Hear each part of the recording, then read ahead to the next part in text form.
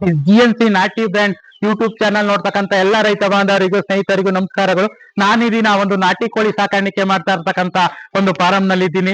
ಅವರು ಹೇಗೆ ನಾಟಿ ಕೋಳಿಗಳನ್ನ ಸಾಕಾಣಿಕೆ ಮಾಡ್ತಾ ಇದ್ದಾರೆ, ಅವ್ರು ಯಾವ ಮೆಥಡ್ ನಲ್ಲಿ ನಾಟಿ ಕೋಳಿಗಳನ್ನ ಸಾಕಾಣಿಕೆ ಮಾಡ್ತಾ ಇದ್ದಾರೆ, ಮತ್ತು ಅವರ ನಾಟಿ ಕೋಳಿ ನಿರ್ವಹಣೆ ಹೇಗ್ ಮಾಡ್ತಾ ಇದ್ದಾರೆ, ಮತ್ತು ನಾಟಿ ಕೋಳಿಗಳಿಗೆ ಮೇವನ್ನು ಹೇಗ್ ಕೊಡ್ತಾ ಇದ್ದಾರೆ, ಮತ್ತು ನಾಟಿ ಕೋಳಿಗಳನ್ನ ಸಾಕಾಣಿಕೆಯನ್ನ ಮಾಡೋದ್ರಿಂದ ಏನು ಅನುಕೂಲ, ಎಲ್ಲಾ ವಿಚಾರಗಳನ್ನ ಈ ದಿನ ತಿಳಿಸ್ಕೊಡ್ತಿದ್ದೀನಿ. ಬನ್ನಿ ನೋಡಿ. ಈ ಒಂದು ನ್ಯಾಚುರಲ್ ನಾಟಿ ಕೋಳಿಗಳು ಮರಿಗಳು ಏನ್ ಕಾಣ್ತಾ ಇದೆಯೋ, ಇವು ನೈಸರ್ಗಿಕವಾಗಿ ನಾಟಿ ಕೋಳಿಗಳನ್ನ ಸಾಕಾಣಿಕೆ ಮಾಡಿರ್ತಕ್ಕಂಥದ್ದು. ನೈಸರ್ಗಿಕವಾಗಿ ನಾಟಿ ಕೋಳಿಗಳನ್ನ ಈ ದಿನ ಸಾಕಲು ಸಾಧ್ಯನಾ ಎಂತಕ್ಕಂಥದ್ದನ್ನ ಕೇಳ್ತಾ ಇದ್ರಿ.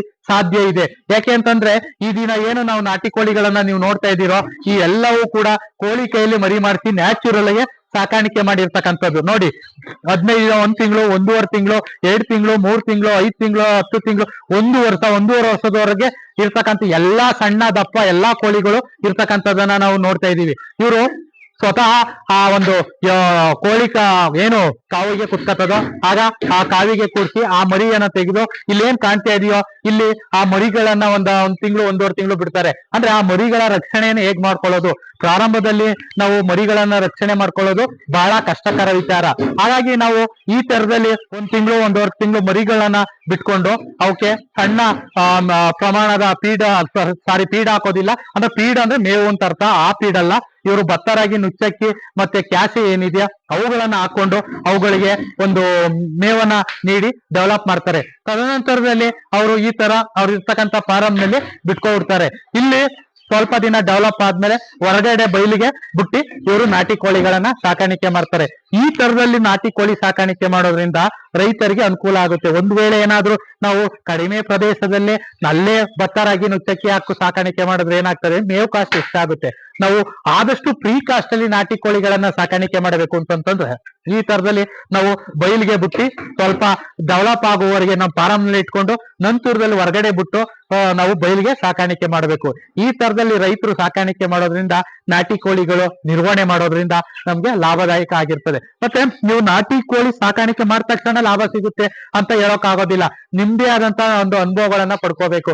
ನಾವು ನಾಟಿ ಕೋಳಿಗಳಿಗೆ ಏನ್ ಮೇವ್ ಹಾಕ್ತಿವಿ, ನಾಟಿ ಕೋಳಿಗಳನ್ನ ಹೇಗ್ ಸಾಕಾಣಿಕೆ ಮಾಡ್ತೀವಿ, ಅವುಗಳ ನಿರ್ವಹಣೆಯನ್ನ ಹೇಗ್ ಮಾಡ್ತೀವಿ ಅಂತಕ್ಕಂಥ ಆಧಾರದ ಮೇಲೆ ನಮ್ಗೆ ಅದರ ಒಂದು ಲಾಭ ನಷ್ಟ ಇರುತ್ತೆ. ನಾವು ಆದಷ್ಟು ಫ್ರೀ ಕಾಸ್ಟ್ ನಲ್ಲಿ ಸಾಕಾಣಿಕೆ ಮಾಡೋದ್ರೆ ನಮ್ಗೆ ಹೆಚ್ಚಿನ ಲಾಭ ಸಿಗುತ್ತೆ. ಒಂದು ವೇಳೆ ಏನಾದ್ರು ಕಡಿಮೆ ಪ್ರದೇಶ ಸ್ಥಳದಲ್ಲಿ ಮೇವುಗಳನ್ನ ನಾವೇ ಕೊಡೋದಾದ್ರೆ ನಮ್ಗೆ ಲಾಭ ಅಂತ ಕಡಿಮೆ ಬರುತ್ತೆ.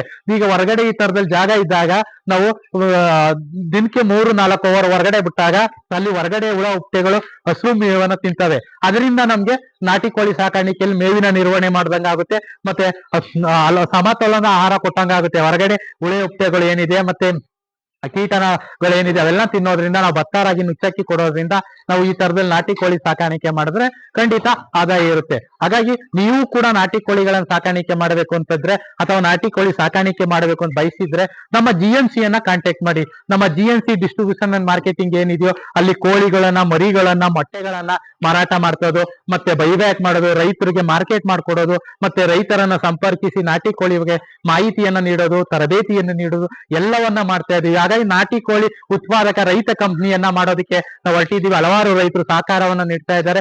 ನೀವು ಕೂಡ ನಮ್ಮ GNC ಕುಟುಂಬಕ್ಕೆ ಸೇರಿ ನಮ್ಮ GNC ನಾಟಿ ಬ್ರ್ಯಾಂಡ್ ಅನ್ನ ಮತ್ತಷ್ಟು ಬೆಳೆಸೋಣ. ರೈತರಿಂದ ರೈತರಿಗಾಗಿ, ರೈತರಿಗೋಸ್ಕರ ಇರ್ತಕ್ಕಂಥ ನಮ್ಮ GNC ನಾಟಿ ಬ್ರ್ಯಾಂಡ್ ಯೂಟ್ಯೂಬ್ ಚಾನಲ್ ಅನ್ನ ಸಬ್ಸ್ಕ್ರೈಬ್ ಮಾಡ್ಕೊಂಡು ನಮ್ಮನ್ನ ಬೆಳೆಸಿ, ರೈತರನ್ನ ಬೆಳೆಸಿ, ಉಳಿಸಿ, ಗೌರವಿಸೋಣ. ಬನ್ನಿ, ನೀವು ಕೂಡ ನಮ್ಮ GNC ಕುಟುಂಬಕ್ಕೆ ಸೇರಿ ನಮ್ಮ ಒಂದು ಪ್ರಯತ್ನಕ್ಕೆ ನಿಮ್ಮ ಒಂದು ಸಹಕಾರವನ್ನ ನೀಡಿ ಅಂತ ಹೇಳ್ತಾ ತಮ್ಮೆಲ್ಲರಿಗೂ ಕೂಡ ಧನ್ಯವಾದಗಳು.